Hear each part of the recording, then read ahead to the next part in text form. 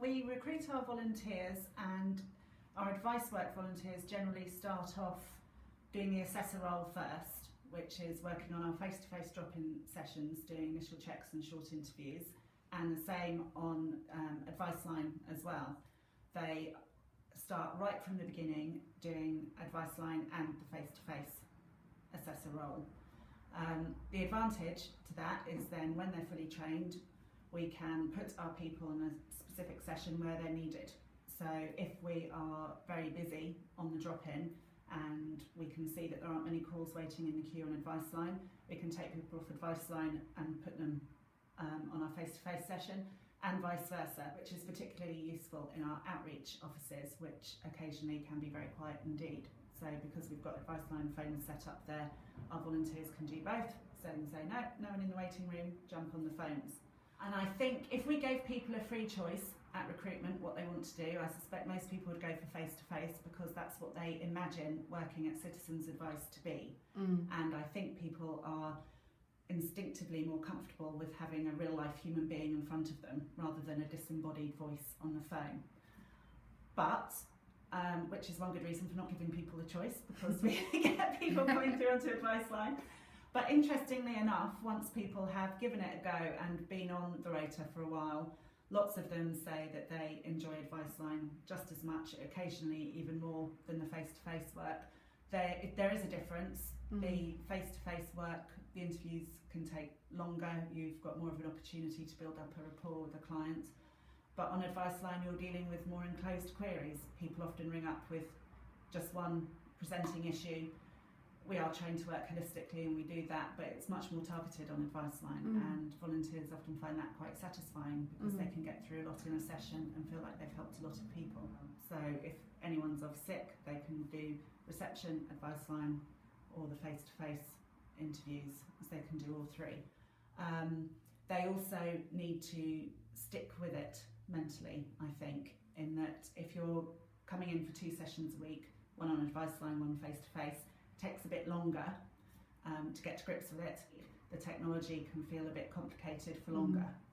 But if they work through all that and stick with it and we give them the right support, at the end of it, we have fully trained volunteers who can do whatever we need to do. With advice line, the big challenge is the technology, because you're having to deal with Petra, the internet for your research, and the telephony system. So I think that is a bit off-putting initially, but if you've got enough experienced people in the room and a volunteer supervisor perhaps to help out with that, that all goes much more smoothly. So we can use these experienced people to mentor and buddy up with our new people coming in. So it has an ongoing effect on training, which again I think helps retention during the training stage, because people have someone on hand to help them out. So when you first volunteered, did you imagine you'd be doing face-to-face advice? No, I was told very early on that, and I think I'm lucky, I do one morning of face-to-face and one morning of advice line. So you get the mixture? I get a mixture of both, and I think that's very useful. I currently spend half my time on face-to-face interviews and half my time on advice line.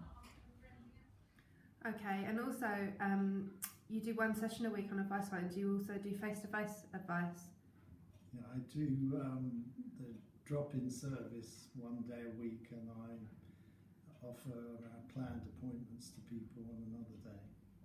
Okay, so you're a great example of a flexible volunteer. Well, I suppose you could say that. So there's 3 different roles within the service that you're currently providing: drop-in advice, telephone advice, and appointments to help. Yeah, that's right.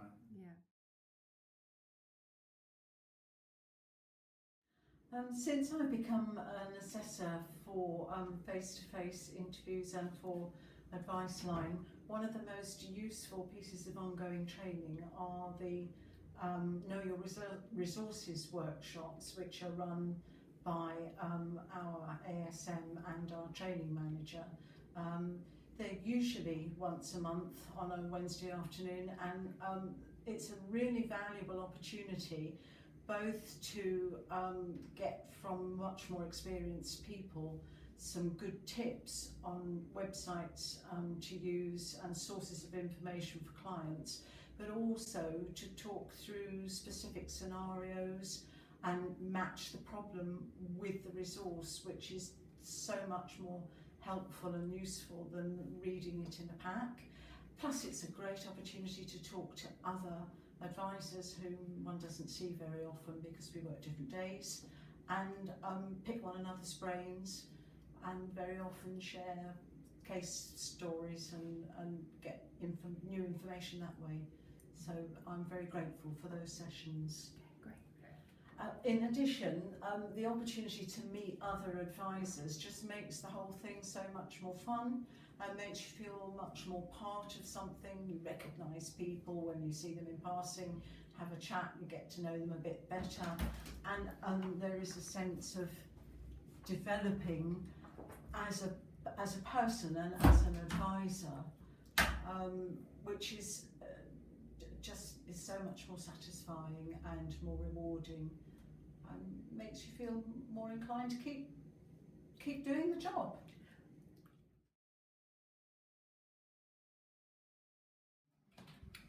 Right, regularly receive emails from Beth Morris as part of the supervising team on Advice Line regarding the KPIs and the stats to do with how Advice Line is doing. And over the 6 months or so that it's been running, the figures have been up and down, but at the moment they're going the right way and they're going up. What I do with this is I share that with my colleagues that work on Advice Line with me, to encourage them, or to pass on a thank you for doing such a good job, and to encourage them, that we've got to do this way and it is working. So to encourage them.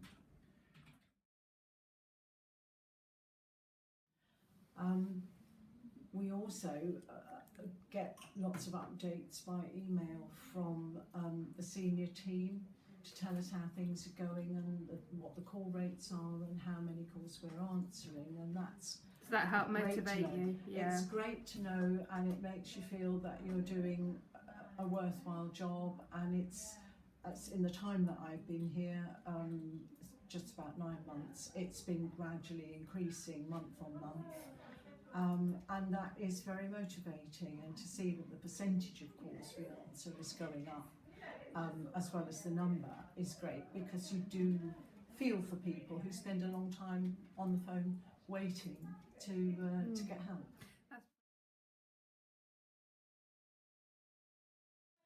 I'm sitting in the Advice Line room at Letchworth, where we've got a number of very useful pieces of information that we can call on. We have the whiteboard, which we look at as soon as we come into the room, where people can leave messages about things, changes, and anything we need to be especially aware of, plus reminders of telephone numbers that we use frequently, which is extremely helpful. Mm-hmm. There's also a rainbow chart here, which gives us, has been put together by a number of people, a lot of hard work on a lot of people's part, which gives us a number of organisations that we regularly refer clients to with their telephone numbers, websites and so on, and that saves an enormous amount of time and trouble and is a great resource. Plus we have the map, which you can see at the top there, which helps us to see at a glance whether a client is actually within our area. We take calls from the North Herts area generally, but we do sometimes get calls from very far out of our area and on the borderlines, and we can't help clients, and we can't put clients on the work queue if they are completely out of area. So it's helpful to be able to see that at a glance and not take up call time and waste clients' time and cause them frustration. So that's a great resource to have.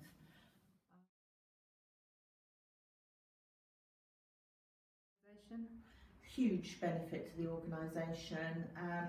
It means that the people we are very lucky to have can help in lots of different areas, it's more fulfilling for them, and they understand the infrastructure of how the Bureau works and what different channels people can come in, whether that's face to face or on the phones or by letter or email.